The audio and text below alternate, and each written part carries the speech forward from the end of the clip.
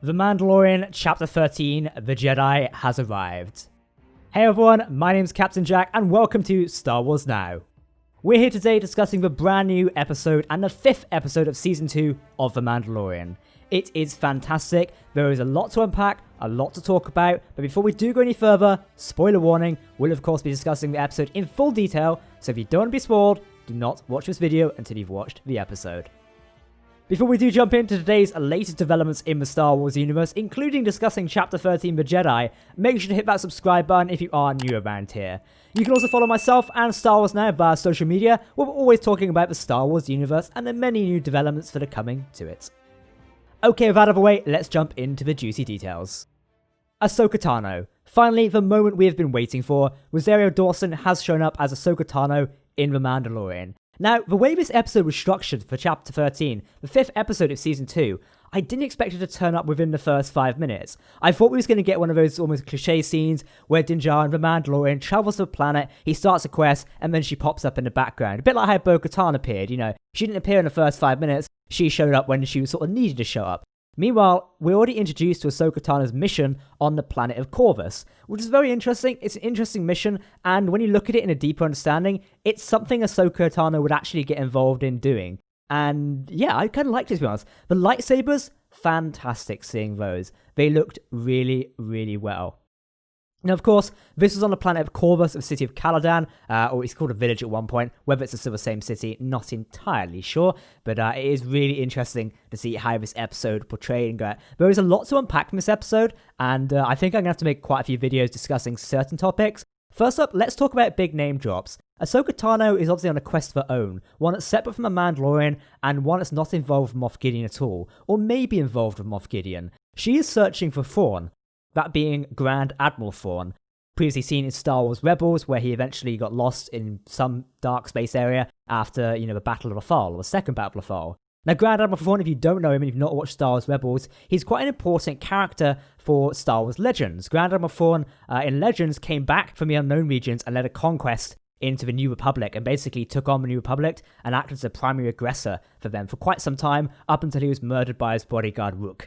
Now, that whole thing, doesn't exist anymore because it's in Legends. However, in Rebels, the last time Thrawn was seen, him and Jedi Knight Ezra Bridger were taken off by the Purrgil into hyperspace, never to be seen again. Now, that was, I think, 1 year, around about the same time as the Battle of Yavin, just before then. So that's quite some time now in the Star Wars universe. Around about 10 to 13 years off the top of my head, because we're 9 at ABY. Yeah, actually not be 9 years when it's ABY. There you go. Excuse my dates there. So it's been a long time since we've seen those. Now, there has been rumours of a Star Wars Rebels sequel series, one that will basically follow and explore the journeys of where these characters are gone, because they're not finished with the Rebels story yet. Dave Filoni, who wrote and directed this episode, by the way, spoke about not finishing a Rebels story, and he wanted to do that. So Ahsoka here could be linking into it. Before I do go any further into this video, I really want to take a moment to talk about the connected tissue of the Star Wars universe. That is something we really need to highlight and mention right here. The Star Wars universe is becoming so well connected right now. A good example of this is in this episode, Ahsoka directs Din Djarin, the Mandalorian, to take Grogu, who is the child's name by the way, to the planet of Typhon. Now, Typhon was, a very important planet in the Jedi Order. Some Jedi scholars made the case for Typhon as a location of the Jedi Order's first temple, alongside other candidate worlds such as Actu, Coruscant, Jeddah, and Ossus. Now, in the Legends, Typhon is actually the birthplace of the Jedi, or at least it's seen as that in a way. The old video game Star Wars The Old Republic, which is an MMO, you can still play it as of now, actually features Typhon as the ancient birthplace of the Jedi and one of the pivotal places after the defeat of the Jedi at Coruscant and the sack of the Jedi Temple by Darth Malgus and the Sith Empire. They go back to Typhon, which is their ancient birthplace, and they train there. The fact Typhon is now being referenced again in canon is fantastic. Now, it's already been referenced once. It was actually been in the Dr. Aphra comic, which is Dr. Aphra 40, and it has been mentioned in the High Republic 1. Now, Mandalorian Chapter 13 also makes mention of it as well, so it's something interesting to take note of there. And honestly, this whole episode is fantastic. I'm going to have a whole fun time nerding out about this episode, and honestly, I know some of you don't, there's not many viewers on this channel right now, but what I can say is it's a great time to be a Star Wars fan. Dave Filoni, Jon Favreau, and the whole team at Lucasfilm are doing a fantastic job in building this tremendous universe right now.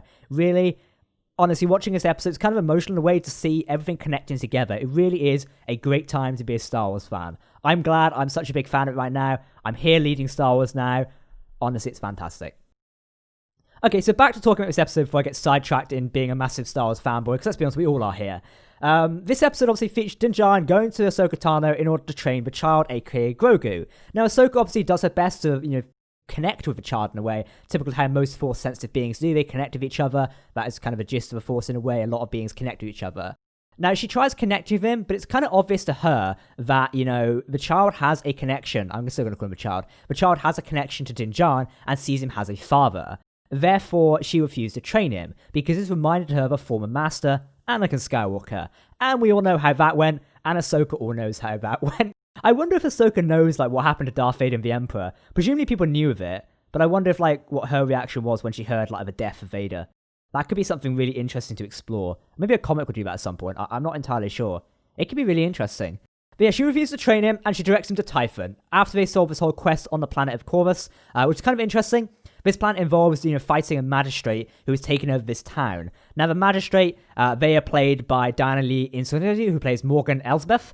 Not really much is known about this character, but basically they were almost a veteran of the Clone Wars in a way. And, early during the Clone Wars, her planet was destroyed, and she was later instrumental in constructing the Imperial Navy during the reign of the Galactic Empire. And her master is Thrawn, otherwise known as Mithra Nudor, which is Thrawn's, full name. Now, what she's doing in relation to that, not entirely sure just yet, and how she's serving Thrawn is unknown. For a while now, I have theorized that Moff Gideon is taking orders from somebody else in the Star Wars galaxy. Now, I am a massive Thrawn fanboy. I absolutely love Thrawn. He's a well-written character, and I love him in Star Wars Rebels and Legends. I've recently bought a very nice book of the new Thrawn trilogy, which is in, a limited edition art style, and I'll be sure to share it here with you on the channel very soon. For now, though, Morgan Elsbeth was serving Thrawn, and that's what Ahsoka Tano is on the hunt for. This could probably connect to the fact that Ahsoka Tano is likely still hunting and trying to find Ezra Bridger. The last time Ezra Bridger was seen, he was on the bridge of a Chimera, Thrawn's Star Destroyer, when it went off into hyperspace after being defeated at a Battle of Lothal. Or a second Battle of Lothal in this case. So none of them have been seen ever since. Now, whether Thrawn's back and up to something is unknown. Whether he's working for Moff Gideon is a theory I've been having for quite some time now. I personally view it that Moff Gideon wouldn't just be serving himself in a way. I feel like he's taking orders from somewhere else. He may be a warlord, but Thrawn united the warlords in in Legends.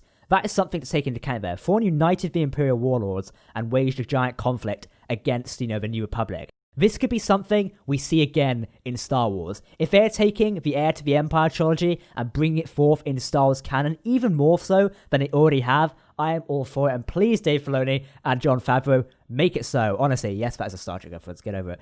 Honestly, just make it so, because it would be fantastic if that is the route they go down.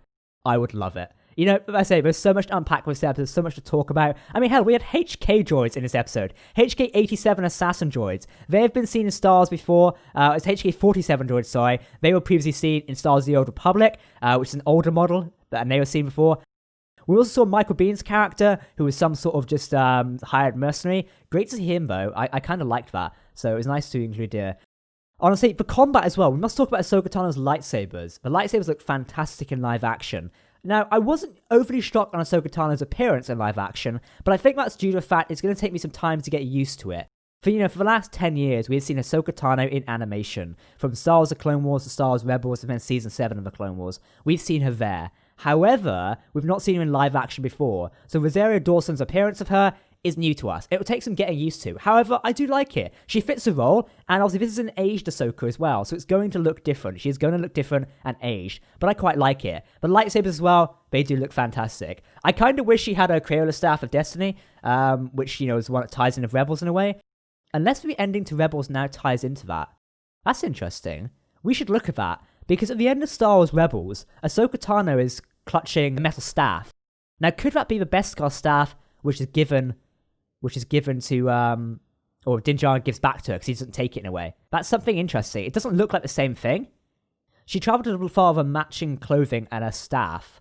So the Mandalorian set after that. Okay, right, so she's still out there and about there. Whether she'd found Ezra by this time, or something's still up in the air, it's unknown as of yet. But there's a lot to unpack with this episode and a lot to talk about. I have a feeling I'm going to be talking about this in greater episodes.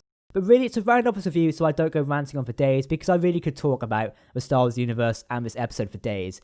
Dave Filoni has done a fantastic job in bringing one of his iconic and pivotal characters of Ahsoka Tano into live action. He wrote and directed this episode, and realistically, the Star Wars franchise, him in Jon Favreau's hands, would be fantastic. because he has really brought us a pivotal episode here that is trying to give us so much Star Wars lore right now. Honestly, I reiterate my earlier point, it is a fantastic time to be a Star Wars fan, because oh boy, it is fantastic. If you have any thoughts on this episode, please do let us know down below in the comment section as per usual. The Mandalorian Chapter 13 is now streaming on Disney+, so if you've not watched it and somehow sat through this entire video, please go and watch it, because if so, you're not going to get half the context of what I've on about and likely spoiled of it. Chapter 14 is coming next week. We have no information on Chapter 14 just yet. However, it's a 6th episode, which will then leave us with just 2 episodes remaining. So we've got 3 episodes in total remaining, and yeah, that's on December 4th. No info about that just yet. However, a lot of us are currently theorizing that Moff Gideon could steal the child and kidnap him, or Grogu in this case. I guess we should get used to calling him as Grogu. I'm not sure I'm going to get used to that, to be honest. An interesting bit about Grogu is the fact they were trained at the Jedi Temple, so that's something interesting to note. Well, everyone, thank you for watching this video. I'm going to come back with some later videos this week, probably one every day at this rate, with the amount of Star Wars stuff we have to talk about, but it has been a pleasure reviewing this episode with you as per usual. If you are new around here to the channel, please do me a favour and subscribe. I cannot wait to share more of my Star Wars adventures with you. It is going to be fantastic. Okay, everyone, I've been Captain Jack here on Star Wars Now. Thank you for watching, and we'll see you soon. Goodbye.